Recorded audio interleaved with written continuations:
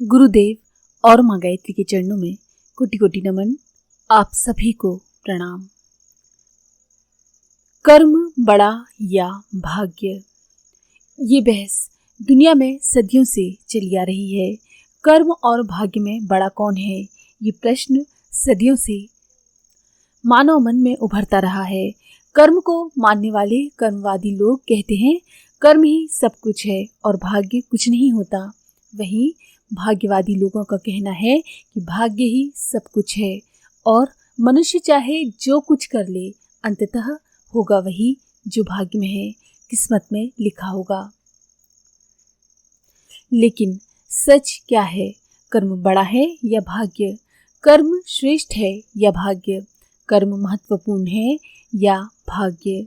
कर्म और भाग्य एक दूसरे के विरोधी हैं या पूरक? ये प्रश्न हमारे मन में अक्सर उठते हैं, पर वास्तव में सच क्या है, इसे समझने के लिए हम पुराणों में वर्णित एक मधुर कहानी में प्रवेश करेंगे। कहानी के अनुसार एक बार देवर्षि नारद भगवान विष्णु के पास पहुंचे। उन्होंने भगवान से शिकायत करते हुए कहा, आपकी बनाई इस धरती पर आपका प्रभाव कम हो रहा है। जो लोग धर्म और सच्चाई के रास्ते पर चल रहे हैं, उनका भला नहीं हो रहा, तथा अधर्म और बुराई के मार्ग पर चलने वाले दुष्ट अधर्मी पापी लोग हर दिन प्रगति कर रहे हैं। देवर्षि ने आगे कहा, अच्छाई के मार्ग पर चलने वाले लोग अच्छे कर्म, शुभ कर्म, पुण्य कर्म करने वाले लोग दुख और कष्टों से भरा जीवन जी रहे हैं और बुराई के मार्ग पर चलने वाले लोग सुखी हैं। ये सुनकर भगवान विष्णु मुस्कुराए और बोले, जो हो रहा है ये सब नियति है। पर नारद जी बोले, भगवान, मैं पृथ्वी पर ये सारा दृश्य अपनी आंखों से देख कर आ रहा हूँ, फिर मैं कैसे मानूं कि जो कुछ भी हो रहा है वो सब नियति है। भगवान बोले, ठीक है, आप कोई ऐसी घटना बताएं जिससे आपकी बात सिद्ध होती हो। देवर्षि नारद बोले, अभी मैं एक वन से होकर आ रहा हूँ। उस वन में मैंने देखा कि एक गाय दलदल में फंस गई थी, लेकिन उसे बचाने वाला कोई भी न था। तभी एक चोर वहां से गुजरा और गाय को दलदल में फंसी देखकर उसके शरीर पर पैर रखकर वो दलदल पार करके निकल गया।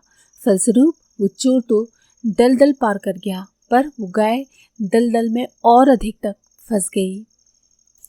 देवर्षि ने अपनी बात आगे बढ़ाई और कहा, भगवान, आगे जाकर उस चोर को बहुत से सोने के सिक्कों से भरा हुआ एक थैला मिल गया। इस घटना के कुछ समय बाद उसी मार्ग से एक वृद्ध महात्मा भी जा रहे थे। गाय को दलदल में फंसी देखकर उन्होंने अपनी जान जोखिम में डालकर उस गाय को दलदल से बाहर निकाला और उसकी जान बचाई। उसके बाद वे वृद्ध साधु अपने मार्ग पर आगे बढ़ते जा रहे थे कि तभी वो रास्ते में आए हुए कुएं में गिर पड़े। अब भगवान, आप ही बताइए, ये कौन सा न्याय है? देवर्षि का प्रश्न सुनकर भगवान विष्णु बोले, नारद, ये सब कर्मानुसार हुआ है। वो कैसे भगवान? नारद जी ने पूछा। तब भगवान बोले, चोर के द्वारा पूर्व में किए गए अच्छे कर्मों के कारण उसके भाग्य में सोने के सिक्कों से भरा हुआ एक थैला नहीं बल्कि पूरा महल था, पर उसने गाय के साथ जो किया उसके कारण उसके कर्म बिगड़ गए और कर्म बिगड़ने के कारण उसका भाग्य भी बिगड़ गया। फलस्वरूप भाग्य में, किस्मत में महल होने के बावजूद भी उसे सिर्फ एक थैला ही मिल सका मुद्राओं का। भगवान थोड़ा मुस्कुराए व देवर्षि नारद को संबोधित कर कहने लगे, वही साधु के भाग्य में उस दिन बड़ी दुर्घटना लिखी थी, लेकिन उन्होंने गाय को बचाकर जो पुण्य कर्म किया, उससे उनके साथ घटने वाली बड़ी दुर्घटना एक छोटी सी चोट में बदल गई। भगवान की ये बातें सुनकर नारद जी संतुष्ट हुए और उन्हें ये समझ में आया कि अच्छे कर्म से अच्छे भाग्य का निर्माण होता है और बुरे कर्म से बुरे भाग्य का निर्माण होता है, और इसी के अनुसार कर्म करने से हम अपने भाग्य को भी बदल सकते हैं। इसीलिए हमारे वेदों में कर्म करने पर महत्व दिया गया है।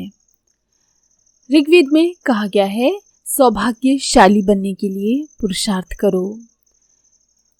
आगे कहा गया है, देवता पुरुषार्थी को चाहते हैं। भगवान श्री कृष्ण ने भी अर्जुन को गीता में कहा है, कर्मण्येवाधिकारस्ते मा फलेषु कदाचन, अर्थात तेरा कर्म करने में ही अधिकार है, उसके फलों में कभी नहीं। इसलिए तू कर्मों के फल का हेतु मत हो तथा तेरी कर्म ना करने में भी आसक्ति ना हो।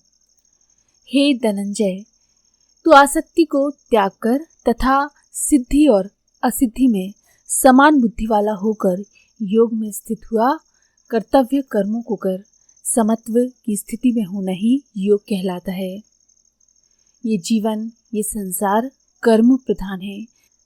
तुलसीदास ने रामचरितमानस में भी कहा है, कर्म प्रधान विश्व करी राखा, जो जस करई सो तस फलु चाखा, सकल पदारथ हैं जगमाही, कर्महीन नर पावत नहीं। राष्ट्रकवि श्री रामधारी सिंह दिनकर ने भी एक कविता के द्वारा यही भाव स्पष्ट किया है। मानव जब जोर लगाता है, पत्थर पानी बन जाता है। सच है विपत्ति जब आती है, कायर को ही टहलाती है। शूरमा नहीं विचलित होते हैं, क्षण एक नहीं धीरज खोते हैं। विघ्नों को गले लगाते हैं, कांटों में राह बनाते हैं। इससे स्पष्ट है कि यदि मनुष्य में प्रचंड आत्मबल हो, प्रचंड संकल्प शक्ति हो, प्रचंड मनोबल हो, तो उसके पौरुष की गर्जना के समक्ष सागर भी, पर्वत भी उसे रास्ता देने को विवश हो जाते हैं। इसीलिए हमारा कर्म ही बीज है और भाग्य उसी बीज से प्रकट हुआ वृक्ष है। भाग्य उसी वृक्ष में लगे हुए खट्टे मीठे फल हैं।